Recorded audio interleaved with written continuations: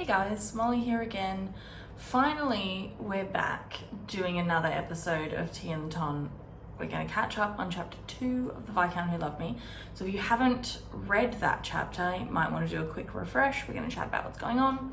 I know I said it was going to be a really short, intervening period between the first episode of this series and the second episode, but that didn't work out. I had COVID, and then we've had a few natural disasters like where I live. But it's fine. We're over it now. New year, we're gonna start fresh, and I really am gonna commit to doing this twice a week. So yeah, twice a week. Oh my god, twice a month. I can't do this twice a week. I'm sorry. I've got to hype myself up and everything. Okay. Yeah. But welcome. I'm not actually drinking tea today. I'm drinking lemonade. I didn't make this myself, but I am going to. So this chapter, for some reason, mentions lemonade quite a lot. And I was like, I should really look into why lemonade was so popular in this time. And I have a few fun facts about lemonade, which as I'm saying it out loud sounds like the most boring topic in the world, but bear with me. We're going to discuss that. And I've bought a citrus juicer and all the things I need for this recipe I found online. So next time I'm going to have my own homemade lemonade. Feel free to do the same. I've got the recipe here. Anyway, so yes, we're going to chat about chapter 2 of The Viscount Who Loved Me. I've got it bookmarked with my Tokyo Disney Resort. This is the packet the post-it notes came in. They cost me 350 yen. It's actually quite a good price. So it's about $3.50. So we're going to chat about this. We're only doing one chapter today because as I got into it, it started to get quite long. So we're only going to do one chapter. We'll see as we go. Some of these shorter chapters we might combine. But it's a longer chapter, but I kind of wish I hadn't left it where it did. Though I guess it's a good cliffhanger because you guys, will never guess what's going to happen. Anyway, we're going to do my makeup. I'm going to drink my lemonade. We're going to chat about this chapter. Very exciting. Greg is here somewhere. He's hanging out. So anyway, yes, chapter 2. So it starts off like every single chapter does in this book. Let me just bend the page a little bit.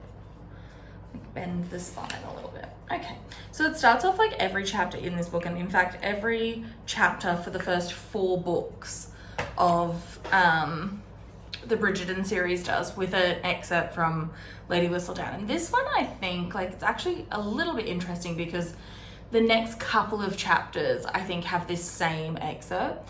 So this one's dated the 22nd of April, which is a Friday, 1814. It's a Friday. I now have, very sadly, a calendar from 1814 bookmarked on my phone, so I can go back to it and figure out a timeline here.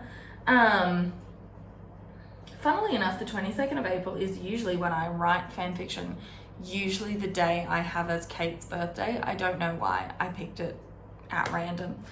But yeah, anyway. So basically, Lady Whistledown is talking about how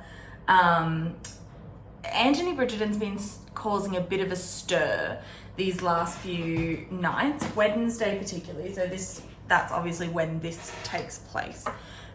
He's causing a bit of a stir because he's been dancing with young ladies, which is something he normally does not do. So it mentions that he's obviously, he's not shy around women, but he definitely doesn't usually talk to proper young ladies. I hate using that term, but it's the term that they kind of use quite a bit. So let's stick with that terminology. He doesn't usually talk to proper young ladies, basically because he doesn't want them or their mothers to get the wrong idea, I guess. And he's not, as we go further through the book, you kind of see, and it's definitely not Anthony's MO to dally with these women. Though, there's a comment to be made for how that's wrong, and just because, they're not, and I quote, gently bred young ladies, you can do whatever you want. But that's one of my issues with these book that I think maybe hasn't aged them so well. I know this one was written in 2000, I think. So like, politically it was a very different time.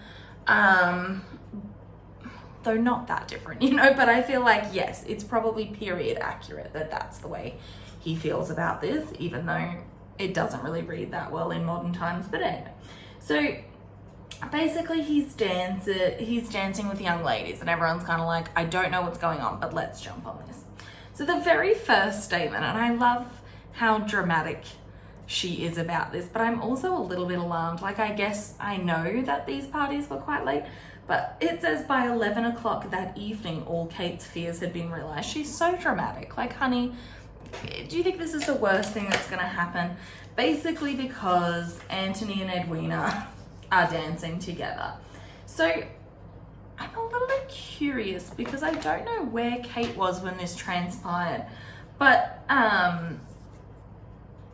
it doesn't say, no. So I don't know where Kate was when this transpired, whether she was dancing with someone else, whether she was just off getting refreshments, talking to someone else. I'm not sure, because it kind of gives the impression that Kate spends it specifically says Kate spends a lot of time guarding Edwina, so I'm not really sure, and I guess it's just for plot.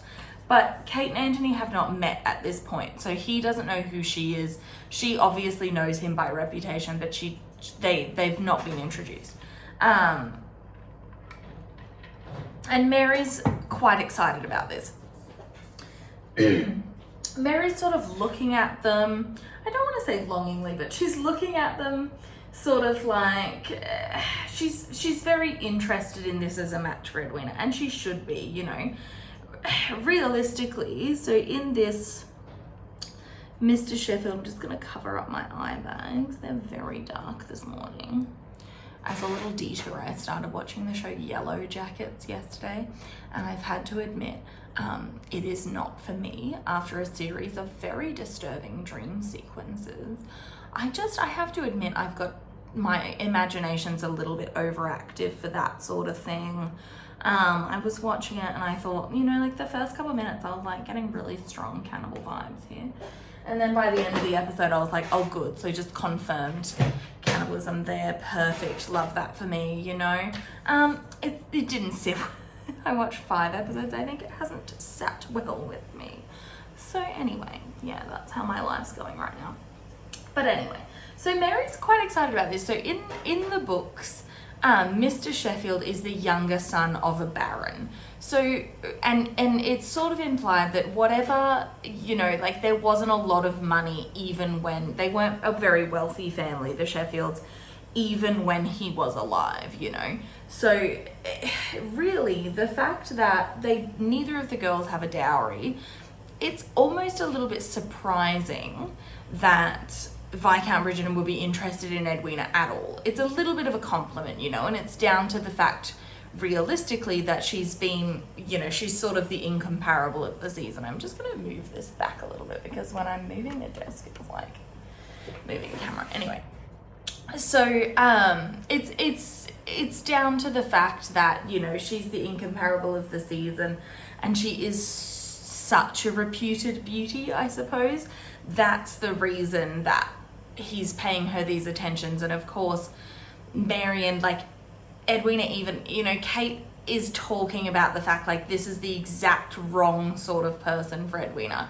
But at the same time, like being sensible about her marriage prospects, Edwina would likely not get a better offer than Anthony. Neither of them would, you know, they don't have any money and they need to be realistic about it. The unfortunate fact is that if neither Kate or Edwina marries well, coming to the end of Mary's life, that could be quite difficult for her. They really need someone that at least could potentially, if it was required, provide for their mother in the future. Especially because Kate seems to think she's never going to marry him. We'll get to that in a little bit, in about 2 seconds. But, you know, Mary says basically like, no matter what you think of him, like he is a very good match and we need to consider this quite seriously, especially because, you know, being thought a bit of a rake, like yes, it was sort of, you know, a little bit shameful, but also kind of it wasn't that uncommon, I don't think. Like a lot of men kind of did the same sort of thing that Anthony did. A lot of them had mistresses, a lot of them went to brothels. Like it wasn't really that, and you as the wife were just sort of, it like put up and shut up. Like you just didn't talk about those sorts of things, you know. So, and basically Kate says again, like, you can't want her to marry this sort of person. Like, I've spent a lot of time picking and choosing suitors for her because, you know, there's a lot of interest in her as a person, I suppose.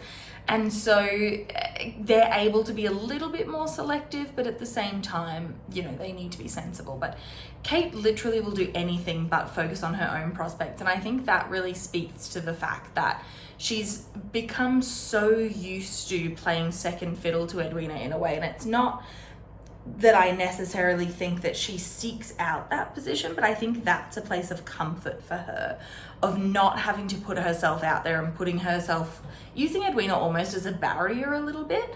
Because I think, like, realistically, and we'll get to that in a second, but like from Anthony's description of her, I think it's unrealistic that he's the only person to view her this way. And I think we see even Colin mention something as we get further into the chapter that I think, like, the way she sees herself is potentially quite different to the way a lot of other people see her, which that's pretty normal. It's hard to see yourself clearly, but this is such a place of comfort for her, of like focusing on Edwina rather than the fact that she's actually scared she's not going to get to have this experience. And she's, even though it's something she wants, she's not going to get married and have children. And I think, like, she doesn't want to think about that potential, even though she kind of expects it's where she's going to be. Yeah. So basically, Kate's kind of like, you can't expect her to marry, like, you can't want her to marry someone like this. And Mary's kind of like, look, I'm still your mother, don't tell me what to do, sort of thing. And they have a really touching moment because Mary corrects herself and she's like, well, I'm, you know, close enough to. And that, you know, she says, like, you know, I'm your stepmother and that counts for something. And Kate has a moment where basically, like, you know, it basically further confirms that really the relationship they have is not that, it is truly mother and daughter, you know, like Mary's been there for her. Kate doesn't remember her mother at all, so Mary's really been there for her through her whole life. And Kate says basically the only reason she doesn't call her mother is because Mary's never asked her to, you know, like she doesn't really view Mary as a stepmother. And I spoke a little bit about this in my live stream I did last week, but I think, like, this is one of my favorite quotes here, because, you know, Mary kind of says, like, Kate says, that does count for something, it means a lot to me, you know. And Mary gets a bit teary and she says, you know, I do love you, you know that I love you, right?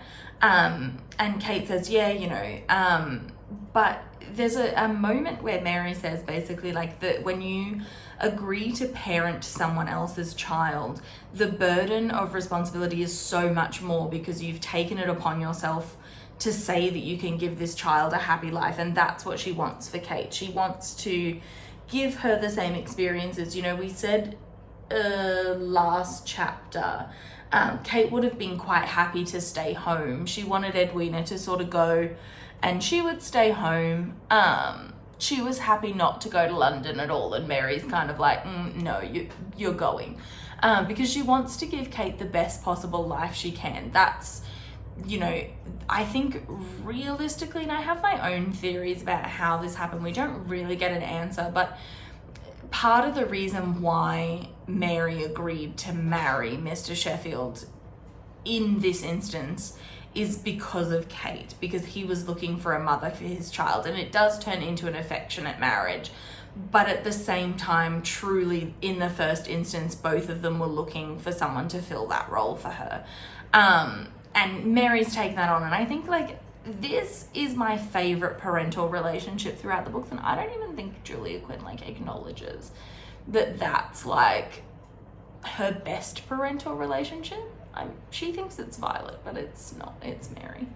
It's 100% Mary, because she took in this child that was needing this love and affection, and not that she didn't get that from her father, but was looking for something else, and she took it on, and she doesn't feel any difference truly between Kate and Edwina. That's she is just as happy to see Kate successfully married as she would be for it to be Edwina. At the end of the day, all she really wants is their happiness, and that's so different, I think, than some of the other women we see. Not other women, the other like mothers that we see throughout the series, it's something that I wish like they'd really, and they did, again, I spoke about this a little bit in my live stream, they did go a little bit into it in the TV series, but I felt there was more room for that, but anyway, I felt there was more room for it, because I think it's really interesting the position that the Sheffield girls are in, and the Sharmas as well in the TV series, where like they're looking for a good match purely for material reasons at first. And though in the show they changed it, Kate really wants a love match for Edwina, and I get that.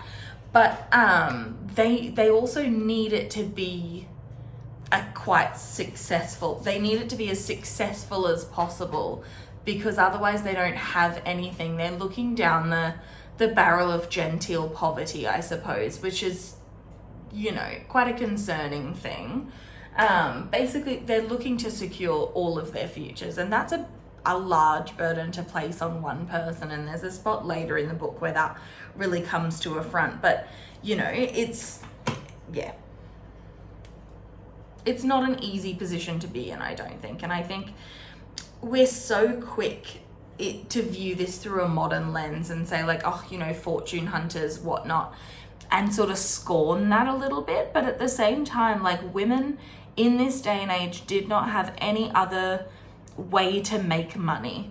They couldn't earn money off property. They couldn't even own property. They had all they had was the money they were allowed by the men in their lives, whether that was through a dowry, whether that was through inheritance. That's all what was left to them in a will, a living that was left to them. That's all they had. So I think like it's so easy for us to scorn that, but realistically it's a very different world. Like, I have a job, I make my own money. That's not an option really for any of these women unless they go into service. So like, it's very difficult. And that would have been really a bit of a scandal had like either of the girls, it's an option for them to become a governess, I suppose, because that was a more educated position. But like, had any of these women had to get a job, like that would have been a real scandal, if they'd had to, Anyway, so it then goes on. Both of them then, they look out and they see Edwina dancing with Anthony, and they Kate's kind of like, damn it, he is really handsome. And you kind of see throughout, like, I think Anthony affects Kate a lot more than he does other people. Edwina seems to find him quite bland, which I think is very funny. But, she describes him as tall. He's wearing only black and white. And she mentions that that's a little bit different than some of the other men in the town who are wearing brighter colors. But Anthony wears only black and white. And I think like that kind of annoys her even more, because she's kind of like, he's dressed really simply, he's letting us like he looks that handsome on his own sort of thing, like his looks are truly speaking for themselves. He's got thick chestnut hair that falls down over his eyes. And Kate makes the comment that he was everything a man was meant to be. Babe, calm down. Like, we get it, he's a babe. Yeah. She's annoyed by how handsome he is. I think she wanted to kind of look at him and be like, oh, all of this for nothing, like, but she doesn't quite get to do that. And Mary sort of remarks that, yeah, they make a really nice couple together. Which, and Mary sort of says, like, she's a fraction tall, but she's a fraction tall. Edwina is not. He's a fraction he's a fraction tall for her, but like, you know, not the worst thing in the world. And she's kind of goading Kate a little bit. Like, she's like, oh, doesn't he dance so well? Don't they look so pretty together? Until Kate's finally like, he's not going to marry Edwina. And you know what? She's a seer because he's not. But she's kind of like, no. And Mary's sort of like, how long have you been holding that in for? And Kate's like, yeah, look, a while. I just can't stand it when you talk about him. She just hates him. So, and Kate again is sort of like, this is not the sort of person we want her to marry, you know? And Mary's sort of like, well, really, like, it's not up to us. We need to be thinking about the kind of person that Edwina wants to marry, you know? Like, it's not about us. And Kate's kind of like, well, he's not that either, because she told me she wants to marry a scholar, and I don't even think this man can read. Look at him. Like, she's like, no. And she specifically so she says she jerked her head towards the dark-haired cretin dancing with her sister. Like, I'm obsessed. I'm obsessed with how much she hates him just because he's a slut. Like, honey, obsessed. She just can't stand him. And Mary's kind of like, well, you can't always judge a book by its cover, you know? Like, what are you doing? And Kate's kind of like, sure, but this man is definitely not a great reader, you know? Like, I don't even know why we're talking about this. So Mary's kind of like, well, I met his mum. She seems really nice. Like, he's from a really good family. I don't think we can really discount this so early on. They're only dancing together, you know?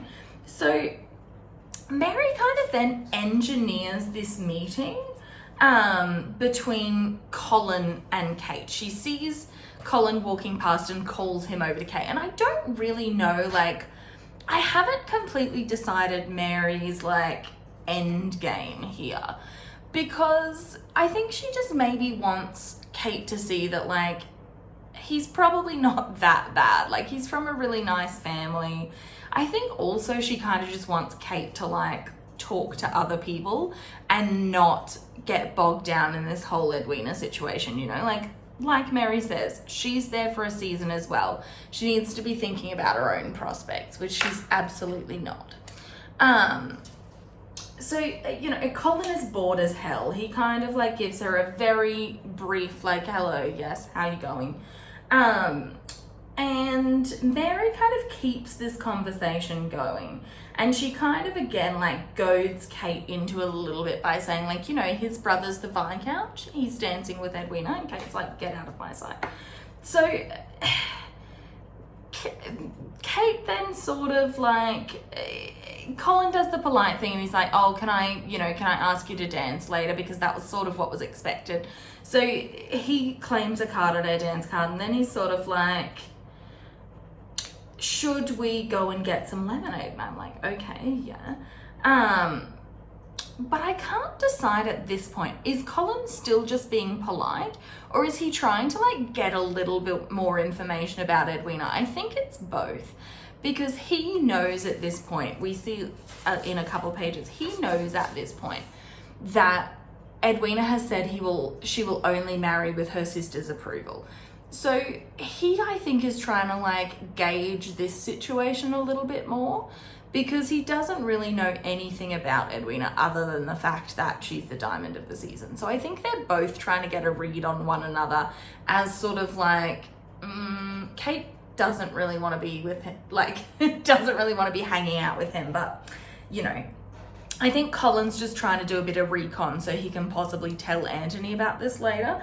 So anyway, Mary, like, basically engineers a reason not to go with them to the refreshment table, to leave them alone. And again, not really sure what's going through Mary's head there, but, you know. So basically he's like, okay, she runs off, and Colin's kind of like, okay, well, she doesn't want to come with us. So they go and get lemonade. Okay, and so this is where I was thought, let's research lemonade a little bit. Why was it so popular in this time? So apparently carbonated water had, like, just been invented, actually by Schweppes. So carbonated water had just been invented, and I think it was kind of like a status symbol, like, look, we can have water that's fizzy.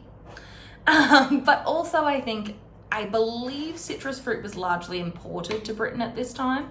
So I think again, it was kind of like, well, look, I can afford to pay for lemons to be imported, but it was also sweetened not with sugar, but with orgeat apparently, which is like an almond and orange flower extract. So I have a recipe here if you want to make this kind of Regency lemonade. I'll be making it for next time. But you need 1 ounce of lemon juice, 2 ounces of sparkling water, and 2 ounces of orgeat. That's spelled O-R-G-E-A-T if you don't know what I'm talking about. It's very exciting stuff. So I'm gonna try that next week, and I'll see. I love almond extract in like anything. Love like a little almond cake, anything. So I'm very excited about that. Orange and almond loaf is like my favorite thing to order at a drive-through coffee shop, like stunning. I'm very excited to try this when my new juicer arrives. I couldn't get the syrup like at such late notice. None of the bottle lows in my town had it, so I've had to order it online, or I'll have, no, I ordered it online. Other than that, I would have had to go to the city, which I didn't have time to do. But Kate anyway, very exciting. I'll update you with that next week. Next time, might not be next week. It's probably gonna be in a fortnight. So Kate is kind of like a little bit annoyed to learn that she's like enjoying Colin's company a little bit. He's kind of being a little bit charming, and he's teasing her a little bit, and he's, talking about like, oh, were you just being polite, etc. And Kate kind of come to the realization, she's like, oh, you're a slut as well. Like this is a family of sluts. And Colin's kind of like, excuse me, like, what are you talking about? And Colin gets a little bit excited because Kate's like, if I can be frank with you, and Colin's like, God, finally, everyone shut up. Like, God, finally something exciting is happening to me tonight. No one interrupt me, Jesus, like I'll scream. So,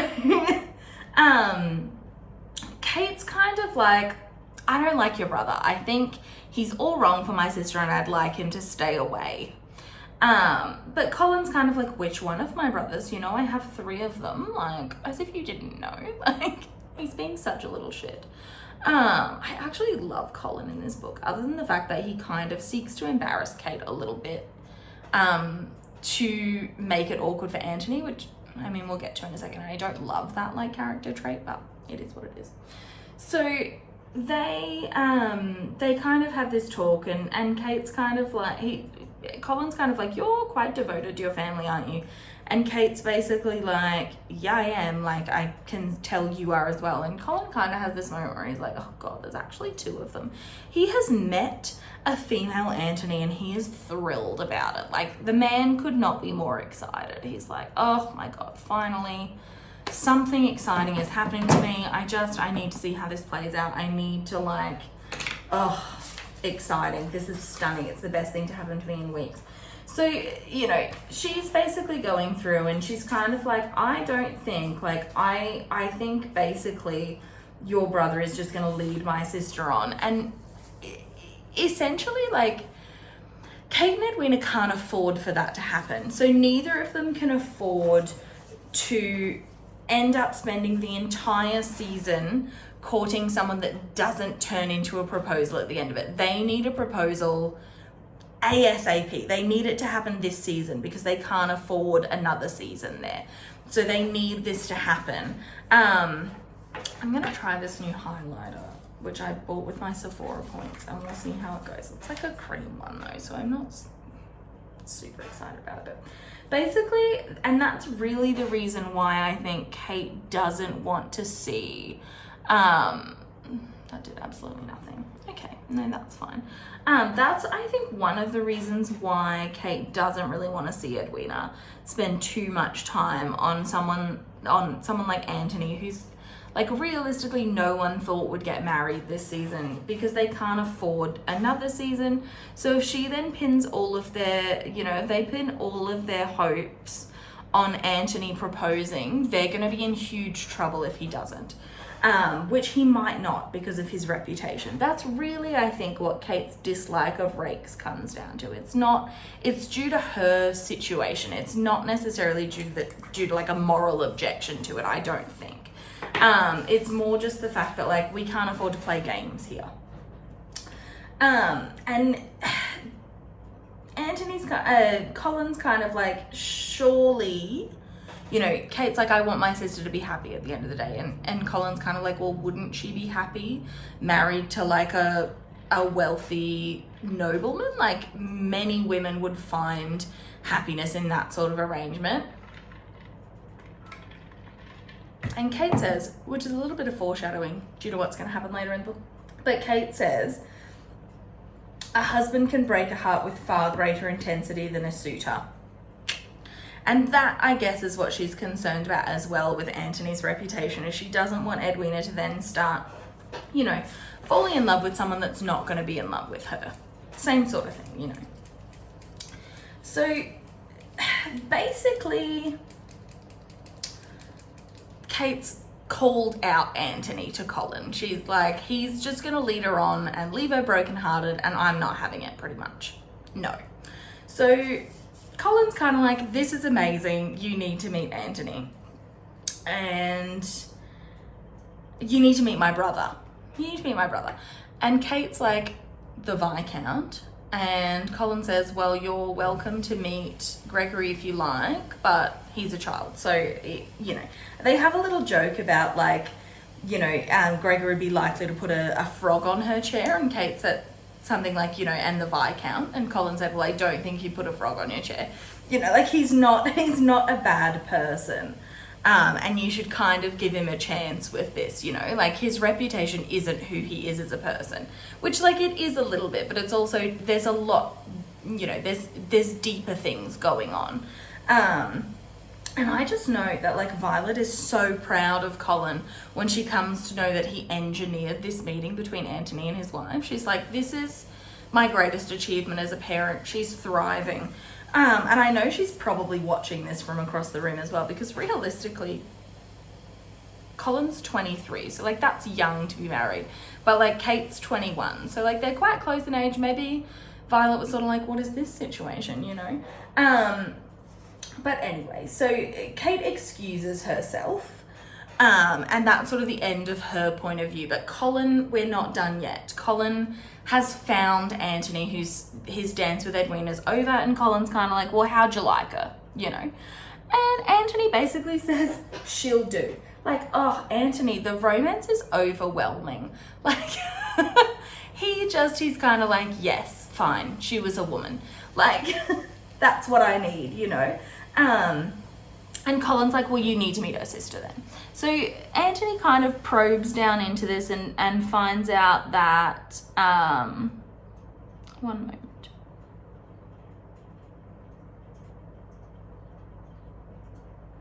And he finds out that if he wants to marry Edwina, he's going to have to go through Kate first, sort of thing, you know. And Antony's a little bit perplexed by this. He's kind of like, why on earth does she need her sister's like permission to get married? He's just not used to that. He's used to being the boss in his family, and he's kind of like, no, like, why? But fine, you know, if that's the way it has to be, fine. So Colin describes, there's another little bit there. Sorry, my mistake. Let's go back for a second. So Colin describes the girls as, you know, they don't have a dowry. He kind of describes their family situation a little bit. And Antony's kind of like, well, that doesn't really bother me. He doesn't need any money. And he's kind of sensible to the fact that, like, he's probably more attractive to women that need money. And that's going to be to his advantage to basically get this wrapped up ASAP. It's going to put him ahead of a lot of other Edwina's potential other suitors as well. He's kind of like, well, if they don't have any money, I have a lot of money. I'm going to use that to my advantage, you know. So Colin describes Kate as being generally well liked, but she's tall where Edwina's tiny, and she's dark where Edwina's fair. You know, Edwina and Mary are blondes in this book, which I don't feel suits their like personalities that well. I don't know, like even knowing this, so the first time I read this, season 2 of Bridgerton had not been cast yet, and it was generally believed, there was a rumor at the time that they were going to be South Asian women, but it was generally like there was no like hints to it, and I still in my head like didn't envision either of them as being like fair hair. I don't know why, it just like it doesn't seem to mesh for me, but I didn't write the book, so it basically like, you know, and Anthony makes a comment that Colin's clearly a bit of a gossip, but he, you know, it says that she's not the most graceful person out there. More than one gentleman had reported they'd had sort of sore feet after they danced with her, so she's a little bit, you know, yeah, she's not, I guess, the most conventional woman on the marriage market is the point that they're trying to make. So Anthony's kind of like, well, this is absurd, but like, okay, well, where's the sister so I can get this over and done with? Like, if she's generally well liked, and that's really interesting because Kate describes herself as like, this has not been a super successful season for her. Like this, she hasn't made much of an impression. She's kind of like, well, you know, but everyone kind of really likes her, even if they don't think, you know, she's the most stunning woman alive. Everyone really likes her, and we see that in the later Bridgerton books as well. Like Kate really becomes sort of like I don't want to say a pillar of the ton, but she is a very well respected woman in society, partially I think because like they're a little bit impressed that she turned the city's biggest slut into like such a wife guy, but she's a very well liked member of society. Okay, that's fine. She's very well liked, and it's almost like quite different to how she describes herself. And again, it's kind of giving us the idea that Kate's maybe not the most reliable narrator when it comes. It's just a shadow. Kate's maybe not the most reliable narrator when it comes to herself, particularly. She's not the most reliable narrator when it comes to Anthony either, but you know. So, and Anthony's a bit surprised because he's like, well, I could almost even understand like if her sister was a married woman of the ton, like I could understand her seeking that sort of guidance to know what's what. But again, she's just arrived in London herself, like she doesn't know anything. But he's kind of like, fine, you know. And Colin really sets Anthony up for failure here because he describes Kate. He's like, you're not, she honestly, like she couldn't stop talking about you, which is true, but he's like, she couldn't stop talking about you. She's she's aging spinster. Like, you'll be totally fine. She's going to be overwhelmed that someone as incredible as you, which like is such a sibling thing to say because you can almost imagine the tone, and Anthony just like not picking up on it. You can imagine the tone, you know, when you're like really like be sarcastically gassing your sibling up. You're like, well, you know, you're so incredible. Like, oh, who would dare? And Anthony's kind of like, well, I don't want her to fall in love with me. I've like highlighted that section and I've drawn a little bubble around it. I've got metallic pens now. I'm very excited about it. Like, I don't want her to fall in love with me, which is going to become a theme through this book, but that's fine. And Colin's like, you literally, like, you couldn't go wrong with this. Like, I can see her over there. Let's just go over. I'll introduce you to her. Perfect. So Anthony immediately makes the comment that from Colin's like description, she's not what he expected at all. So Edwina apparently is barely 5 feet tall, so she's very small, and Anthony's kind of like, well, the only reason, and he's already picking up on the fact that like the only reason she's continuously described the way she is because she's always around Edwina. Like, he's kind of like, well, she's only tall because she's next to her sister. Like, she's not a tall woman, you know. So she's got quite pleasant looking apparently, which again, Anthony. But she's got, you know, thick, medium brown hair. She's got dark eyes. She holds herself with an air of confidence, which Anthony finds very attractive, which is interesting because when you see Kate's internal monologue, she's quite like unsure of herself a lot of the time. Not necessarily in what she wants, but in how to like, she's unsure of other people's reaction to what she wants, I suppose. And unsure of people's reaction to her. But she's confident in who she is. And Anthony's kind of like, okay. And the comment I made there was Anthony being like, oh no, she's hot.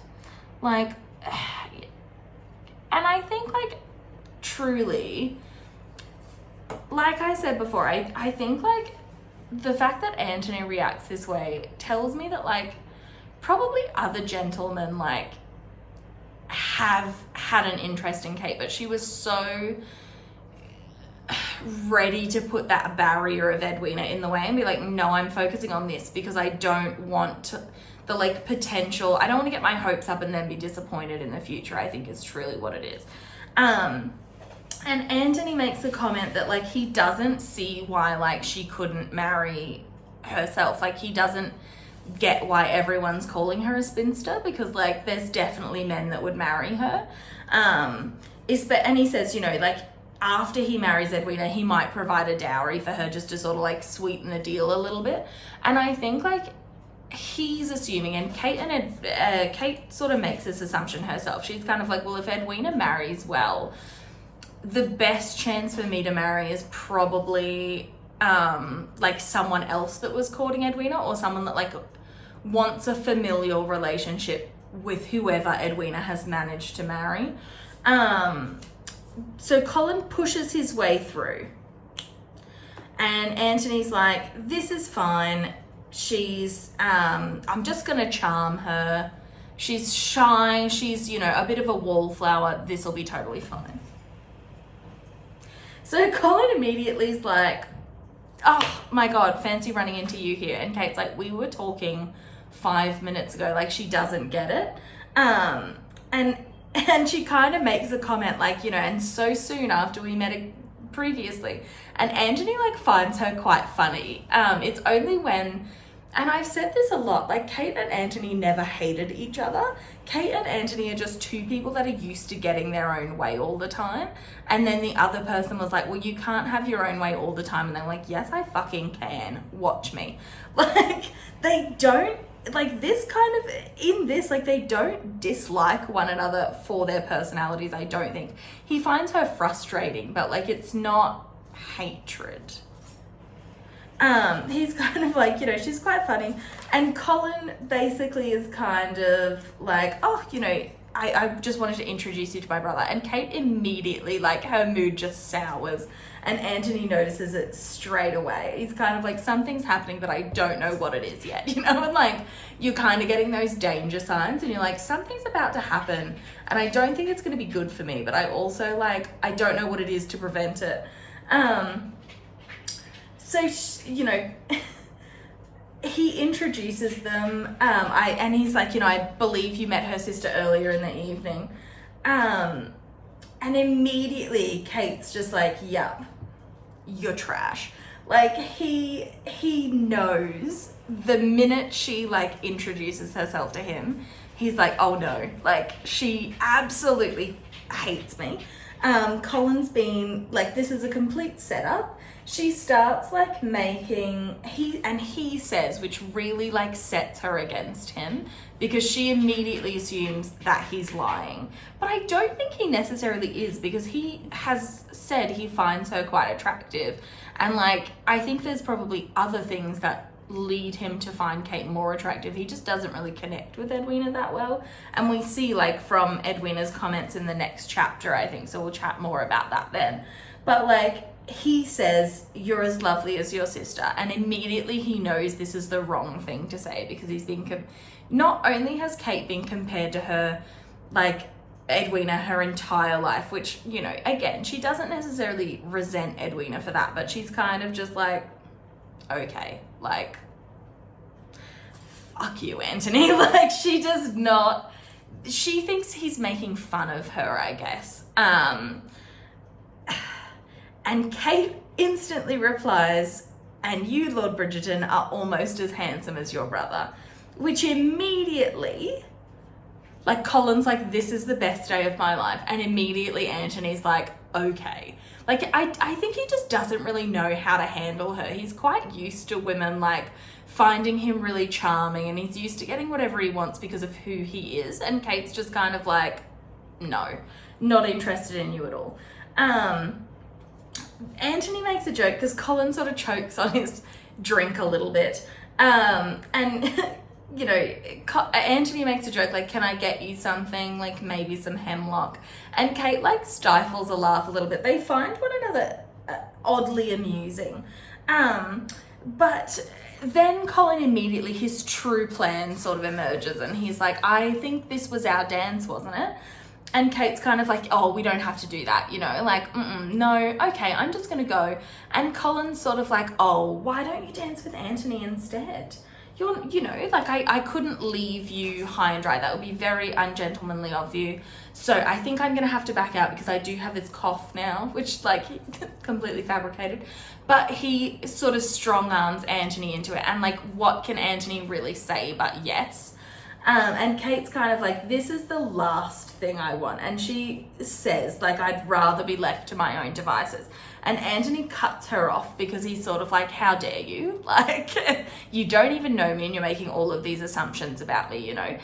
So he basically says, I'm going to stop you there. You're going to make a mistake. Like, let's not get off on a, you know, let's not get off on a terrible to a terrible start, you know? So then basically she's kind of like, I don't think, he says, I'm going to stop you from saying something you're going to regret. And she says, I don't think I would have regretted it. And he's basically like, get on the dance floor right fucking now.